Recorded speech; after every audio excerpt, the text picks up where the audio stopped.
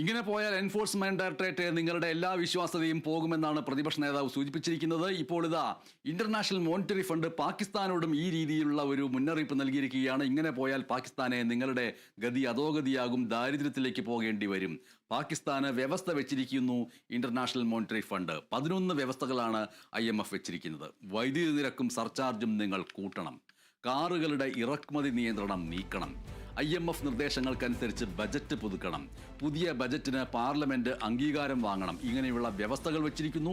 ഈ വ്യവസ്ഥകൾ പാലിച്ചുകൊണ്ട് മുന്നോട്ട് പോയില്ല എങ്കിൽ പാകിസ്ഥാനെ കാത്തിരിക്കുന്നത് സാമ്പത്തിക മാന്ദ്യം, സാമ്പത്തിക പ്രതിസന്ധി, ദാരിദ്ര്യം എന്നിവയെല്ലാം ആണ് എന്നാണ് IMF താക്കീത് നൽകിയിരിക്കുന്നത്. വായ്പയുടെ അടുത്ത ഗഡു ലഭിക്കണമെങ്കിൽ പാകിസ്ഥാൻ ഈ പറഞ്ഞ വ്യവസ്ഥകളെല്ലാം പാലിക്കണമെന്നാണ് സൂചിപ്പിച്ചിരിക്കുന്നത്.